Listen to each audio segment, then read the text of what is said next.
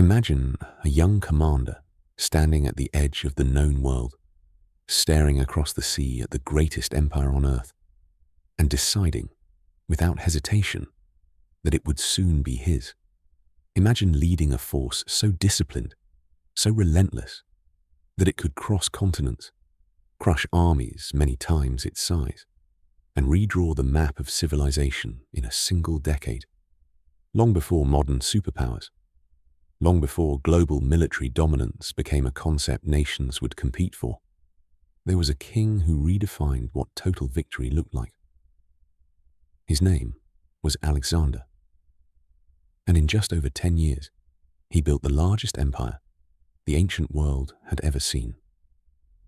Macedon, his homeland, was not impressive in the eyes of its southern Greek neighbors. To them, the Macedonians were rough, uncultured, almost barbaric. Their kingdom lay in the rugged northern mountains, politically unstable and constantly threatened. But everything began to change under the rule of Philip II, Alexander's father. Philip transformed Macedon into a disciplined war machine. He revolutionized the army, introduced the Macedonian phalanx, and armed his infantry with the massive sarissas. Spears so long they formed a moving wall of iron points.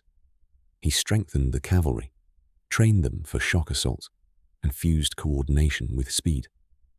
Within years, Macedon was no longer dismissed. It was feared. Greece fell under Philip's control, and a new power rose in the ancient world.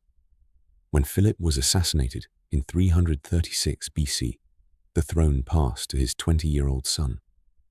Many expected chaos. Rivals plotted. Greek city-states prepared to revolt. Enemies waited for weakness.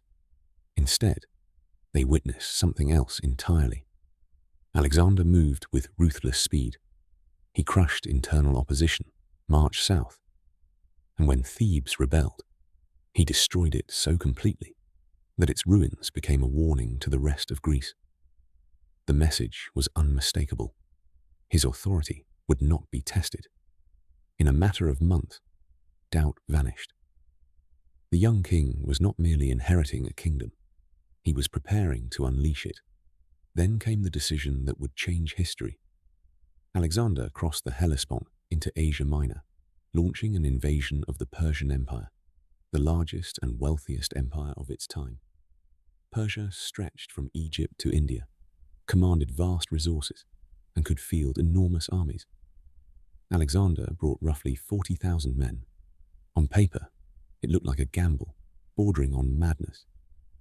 But wars are not won on paper. They are won through leadership, discipline, morale, and precision. At the Battle of Issus, Alexander faced King Darius III of Persia. Instead of clashing blindly against superior numbers, he identified the decisive point and drove straight toward Darius himself. The attack was bold, surgical, and terrifying in its intensity. When Darius fled the battlefield, the psychological blow was devastating. An emperor had abandoned his army. The myth of Persian invincibility shattered in a single afternoon. Alexander did not slow down.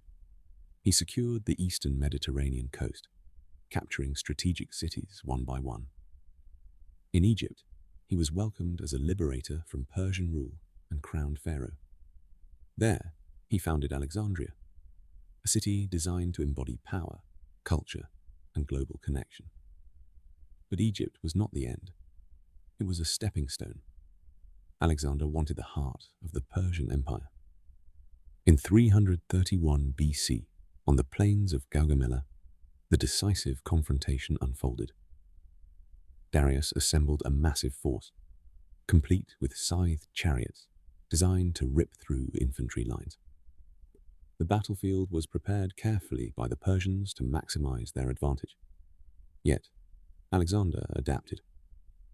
He stretched his lines, manipulated Persian movements, and at the critical moment, created an opening. Then he did what defined his entire military career. he led a direct cavalry charge straight toward Darius. Faced once more with Alexander's advance, Darius fled. Without its king, the Persian resistance collapsed. Babylon fell. Susa fell. Persepolis, the ceremonial capital of Persia and a symbol of imperial dominance, was captured and partially burned. The Persian Empire ceased to exist.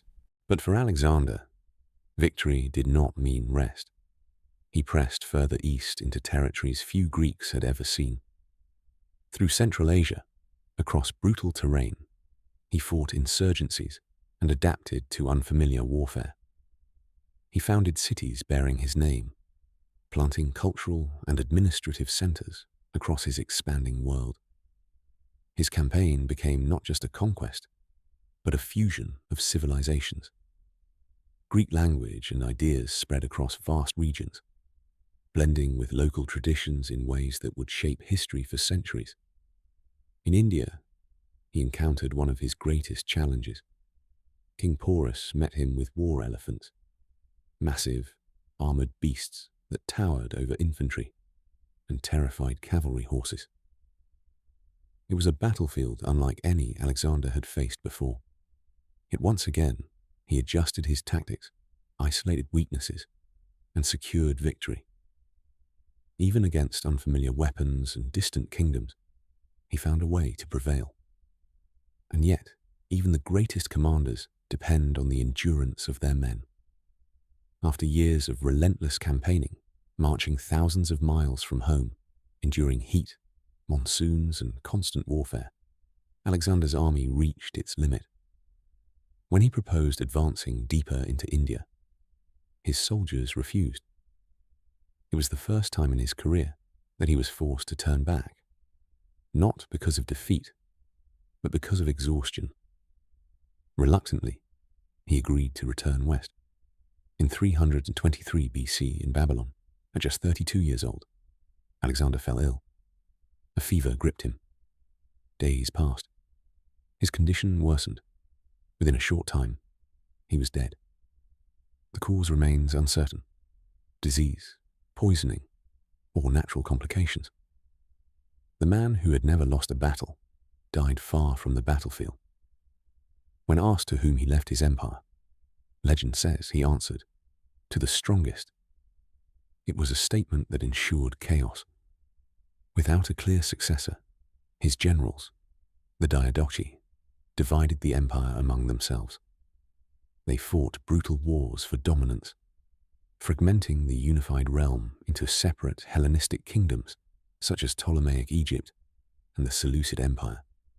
The territorial unity that Alexander forged did not survive him, but something far more enduring did. The Hellenistic age that followed spread Greek language, philosophy, science, architecture, and political ideas across 3 continents. Trade networks expanded. Cultural exchange intensified. The ancient world became more interconnected than ever before.